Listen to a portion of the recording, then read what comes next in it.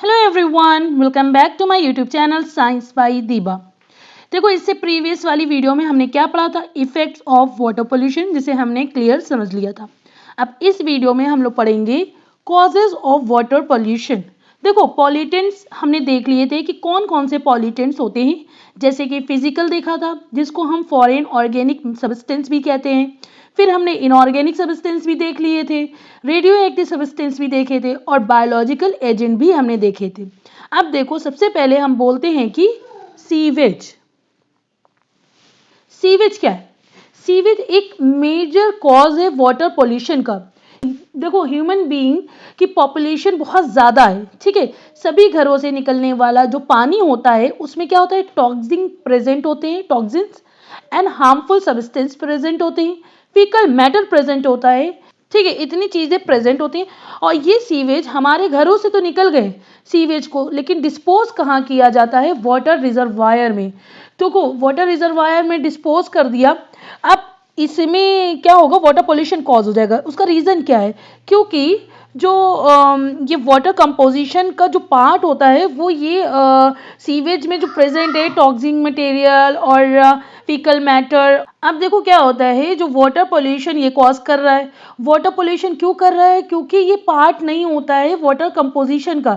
जैसे ही वाटर में foreign substance add होते हैं वाटर के अंदर, तो वाटर की क्वालिटी खराब हो जाती है, जिसकी वजह से वाटर पोल्यूशन हो जाता है। अब क्या होता है, जो हम सीवेज डिस्पोज करते हैं ना, वो कैसा होता है? अनट्रीटेड होता है। प्रॉपर डिस्पोजल किसी भी तरह के वेस्ट का बहुत इंपॉर्टेंट होता है। तो जो सीवेज निकला है हमारे घरों से, उसका ट्रीटमेंट भी किया जाता है।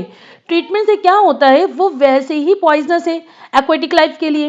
अब करना क्या होता है, उसको थोड़ा सा ट्रीट करना होता है, उसको थोड़ा ट्रीटमेंट करना होता है, जिसकी वजह से जो हार्मफुल टॉक्सिन्स वगैरह होते हैं, फीकल मैटर वगैरह होता है, वो वहां से रिमूव कर दिया जाता है, ठीक है। जिसकी वजह से क्या होगा, जब आप ट्रीटेड सीवेज डालोगे वाटर रिजर्वायर में, तो वो थोड़ा सा कम पॉल्यूशन कॉज करेगा। और अनट्रीटेड सीवेज बहुत ज़्यादा वाटर पॉल्यूशन को कॉज करता है। और ट्रीटेड सीवेज की अगर हम बात करें, तो ट्रीटेड सीवेज में क्या कर देते हैं हम लोग, रिमूव कर देते हैं टॉक्सिन सब्सटेंस को, फीकल मैटर को, देन उसको डिस्कार्ड करते हैं वाटर में। तो वाटर पोल्यूशन कब, वाटर रिजर्वायर में, तो वो वाटर पोल्यूशन लेस कॉज करता है, मतलब कम जो है वाटर पोल्यूशन कॉज करेगा।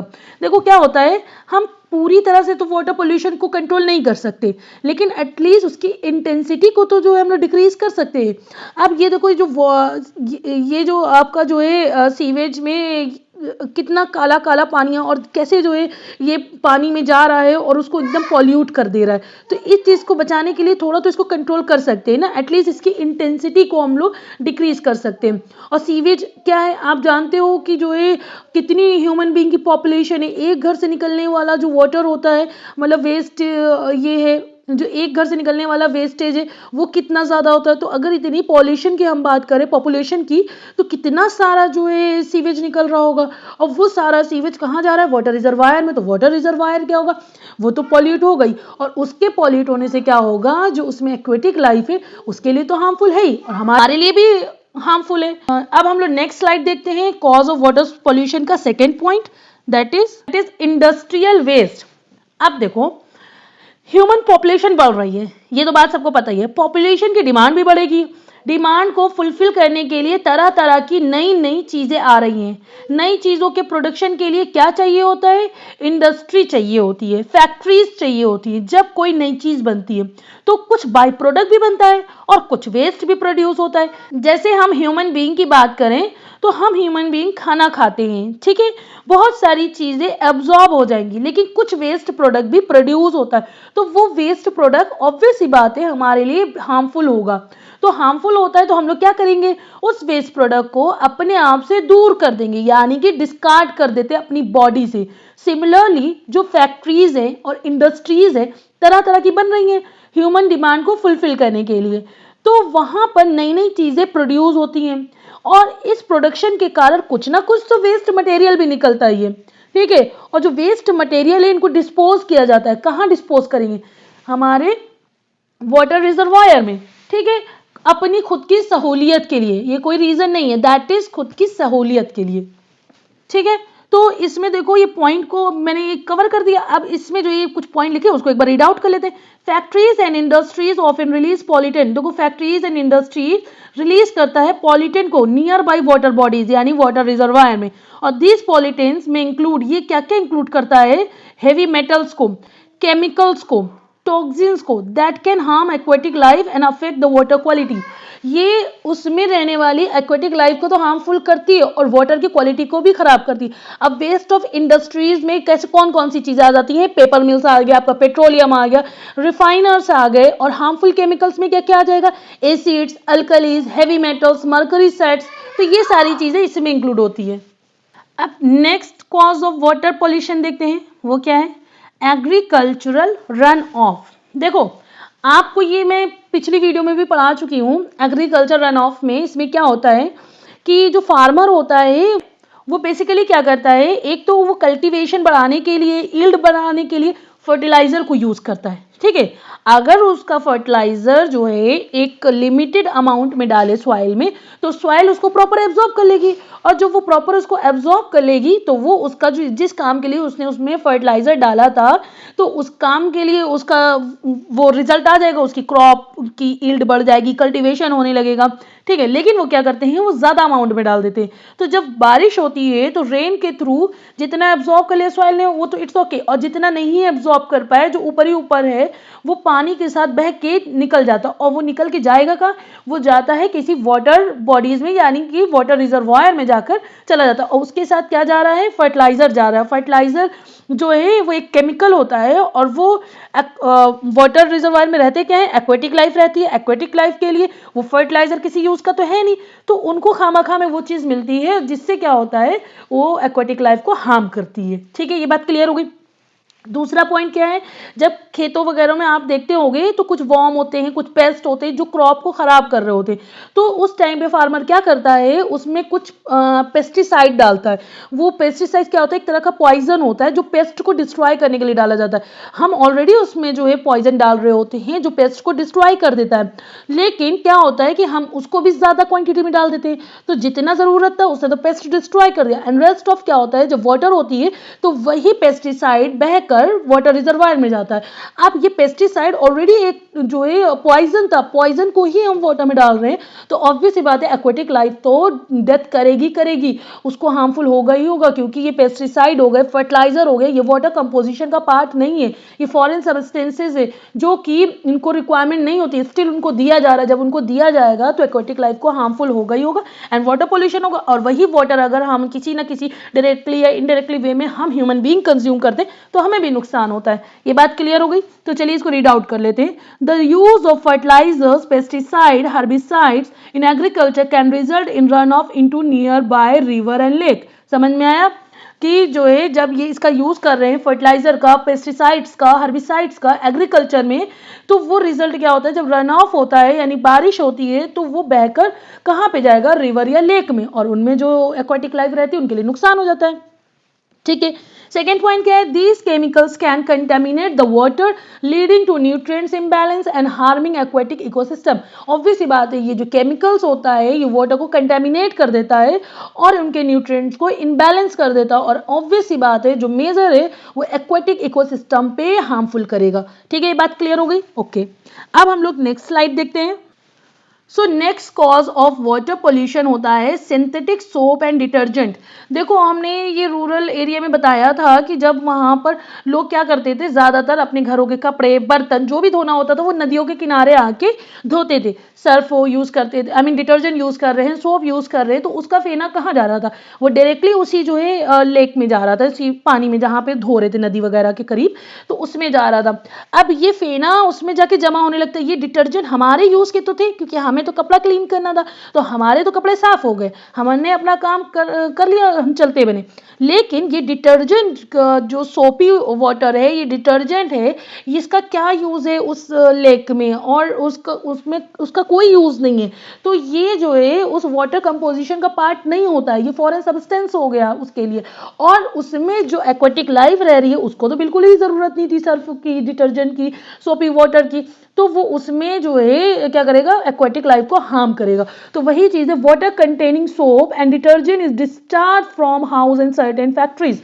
तो इस ये तो हो गया कि गांव में ऐसा कर रहे हैं। अब यही घरों से जो डिटर्जेंट और जो है ये सोपी वाटर होता है वो डिस्चार्ज हो रहा है, और कहाँ जा रहा है, उसी वाटर रिजर्वायर में जा रहा है। और कुछ फैक्ट्रीज से भी ऐसे ही हो रहा है, जो भी ये डिटर्जेंट या सोपी वाटर है वो डिस्चार्ज होकर कहाँ जाता है, उस रिजर्वायर में जा रहा है, और उसकी एक्वेटिक यानी कि जो है उसमें वाटर में रहने वाली एक्वेटिक लाइफ को हार्म कर रहा है। ये बात क्लियर हो गई। और ये भी जो है वाटर पोल्यूशन को कॉज कर रहा है। Next slide is, and next cause of water pollution is solid particles. देखो सॉलिड पार्टिकल्स में क्या होता है, जब बहुत ज्यादा हैवी रेन होती है, अगर देखो जब हम लोग अपने घरों से देखते हैं बहुत ज्यादा हैवी रेन होती है, अगर हमारे घर के सामने बना होता है सड़क वगैरह सीमेंटेड होती है, तो उसमें कोई इफेक्ट नहीं होता है इस हैवी रेन का।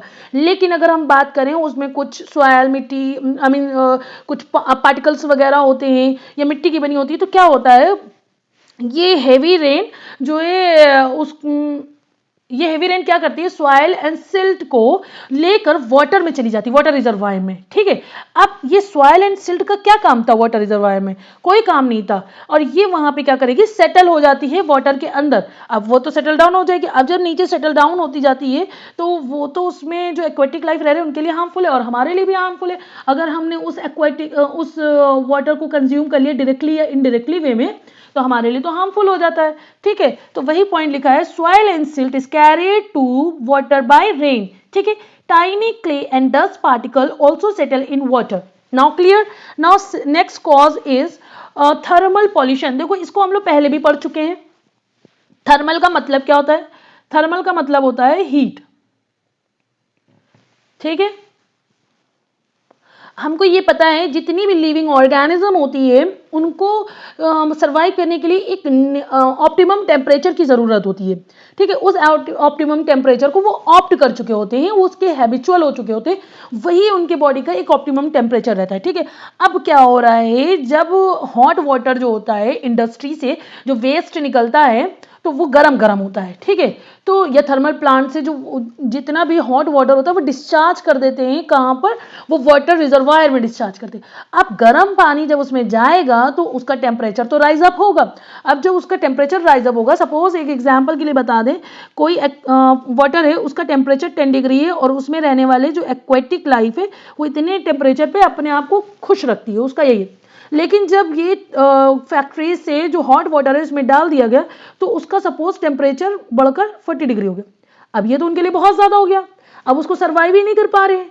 अब सर्वाइव नहीं कर पाएंगे तो क्या होगा कि वो तो डेथ करेंगे ही करेंगे ना, क्योंकि इतना ज़्यादा वहाँ 10 से 20 हो जाए चलो ठीक है, फिर भी अभी हम ही लोग हैं यहाँ पे मैक्सिमम टेम्परेचर जो हमारा जाता है 40 है 43, कितनी गर्मी लगती है, घर से बाहर नहीं निकलते। अगर वही 100 हो जाए अचानक से, क्या होगा, गर्मी की वजह से मर जाएंगे। ठीक है, तो ये बॉडी एडजस्ट नहीं कर पाती है। तो इसमें क्या होगा, जो डिस्चार्ज आ रहा है फैक्ट्रीज से वाटर के अंदर, वो नॉर्मल टेम्परेचर को जो है नॉर्मल रहने नहीं दे रहा, उसको राइज अप कर देता है, जिसकी वजह से क्या होता है उसमें ऑक्सीजन कंटेंट भी डिक्रीज होगा। एक तो वाटर उनका आपने खराब कर दिया, दूसरा उनका ऑक्सीजन भी कम हो गया, जिसकी रिड्यूस, और जब ऑक्सीजन कम हो जाएगा तो ऑब्वियस ही बात है कि जो एक्वेटिक लाइफ होगी वो मरने लगेगी, वो किल हो जाएगी। ठीक है, अगर हम एक बात कहें कि चलो ठीक है, उसने बोला जो एक्वेटिक लाइफ अंदर रह रही है एक्वेटिक एनिमल, चलो हम इस टेम्परेचर पे सर्वाइव कर लेते हैं, उन्होंने तो कर लिया, लेकिन जो उनकी ब्रीडिंग है वो अफेक्ट हो जाएगी। ब्रीडिंग में क्या होगा, जब वो ब्रीड करेंगे तो उनके जो एग्स होंगे और एग सर्वाइव नहीं कर पाएंगे क्योंकि वो तो बहुत छोटे होंगे, उनके अंदर वो चीज़ एबिलिटी नहीं होगी। और अगर एग से लार्वा निकल भी गया तब लार्वा नहीं सर्वाइव कर पाएगा। ठीक है, तो इन हाउ एनी हाउ इसमें एक्वेटिक लाइफ किल हो जाएगी, वो आगे सर्वाइव नहीं कर पाएगी, मतलब वो डिसअपियर भी होने लगेगी। ये बात क्लियर हो गया।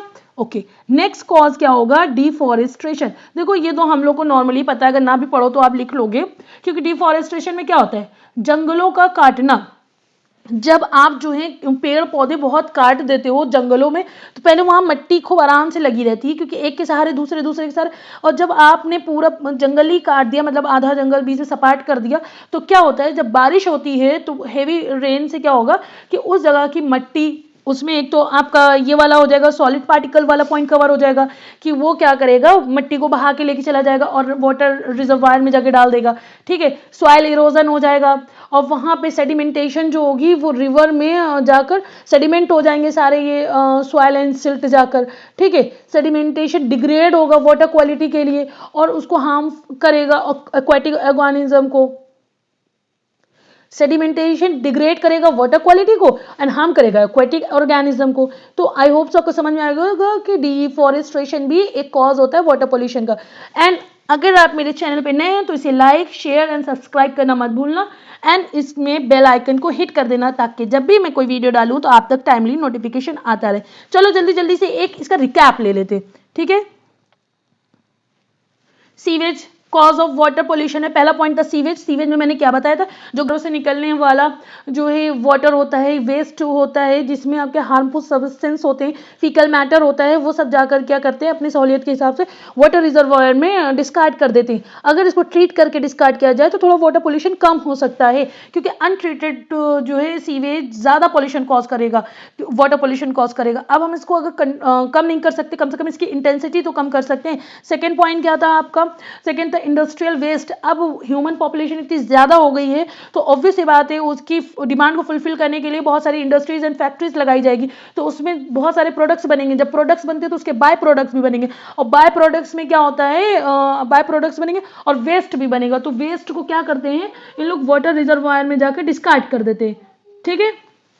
तो ये भी वाटर पोल्यूशन का कॉज हो जाता है। नेक्स्ट है एग्रीकल्चर रन ऑफ। इसमें क्या करते हैं जो फार्मर होते हैं वो क्रॉप को बचाने के लिए पेस्टिसाइड्स यूज करते हैं और पौधों की जो है जो क्रॉप्स होती है उसकी यील्ड बढ़ाने के लिए, उसकी कल्टीवेशन बढ़ाने के लिए फर्टिलाइजर यूज करते हैं। लेकिन जब एक्सेस अमाउंट में यूज करते हैं तो वाटर जब रेन होती है तो वो excess amount like fertiliser and pesticides वगैरह को बहाकर वाटर रिजर्वायर में ले जाते हैं और ये वाटर कंपोजिशन का पार्ट नहीं होता है, केमिकल होता है और टॉक्सिन्स होता है जो कि एक्वेटिक लाइफ को हार्म कर देता है। ये बात क्लियर हो गई। फिर नेक्स्ट आता है कॉज ऑफ वाटर पोल्यूशन में सिंथेटिक सोप एंड डिटर्जेंट। जो फैक्ट्रीज हो गई और या फिर जो है घर हो गए उसमें से निकलने वाला जो सोपी वाटर होता है या डिटर्जेंट होता है वो डिस्कार्ड कर देते हैं ये आपके वाटर रिजर्वायर में, और जो कि वाटर कंपोजिशन का पार्ट नहीं होता है। तो ऑब्वियस बात है एक्वेटिक लाइफ को नहीं चाहिए होता लेकिन आप स्टिल दे रहे होते हो तो वो एक्वेटिक लाइफ को हार्म करता है और यही वाटर हम इनडायरेक्टली या डायरेक्टली कंज्यूम कर लेते हैं तो हम भी बीमार हो जाते हैं, ठीक है। नेक्स्ट आपका क्या है सॉलिड पार्टिकल्स। सॉलिड पार्टिकल्स भी बता दिया, जब जो है ज़मीनें पक्की नहीं होती हैं वहाँ पे रेन होती है तो जो डस्ट होती है आई मीन सॉइल होती है, सिल्ट होती है, वाटर्स को लेके जाके बहा के लेके जाती है और वाटर के अंदर सेटल डाउन कर देती है यानी वाटर रिजर्वायर में। तो ये भी वाटर को कंटेमिनेट कर देती है यानी वाटर पोल्यूशन कॉज कर देती है।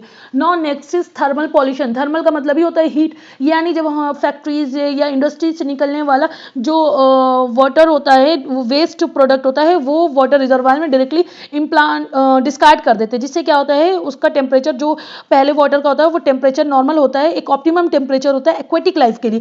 बट इनके वेस्ट डिस्चार्ज होने से क्या होता है वो ऑप्टिमम टेम्परेचर खराब डिसबैलेंस हो जाता है, ऑक्सीजन कंटेंट डिक्रीज हो जाता है, जिससे क्या होगा कि वहाँ की एक्वेटिक लाइफ को एक तो ऑक्सीजन नहीं मिलेगा, ऊपर से वाटर कंटेमिनेट हो गया, वाटर पोल्यूशन हो गया तो वो किल कर जाएंगे, ठीक है। नेक्स्ट आपका क्या है डिफॉरेस्ट्रेशन। जब बहुत सारे प्लांट काट दिए जाते हैं तो वहाँ पे क्या होता है सॉइल इरोजन होता है जो कि लीड करता है इंक्रीज करता है सेडिमेंटेशन को, कहाँ पे इन रिवर एंड लेक्स में। और सेडिमेंटेशन क्या करेगा डिग्रेड करेगा वाटर क्वालिटी को एंड हार्म करेगा एक्वेटिक ऑर्गेनिज्म को, ठीक है।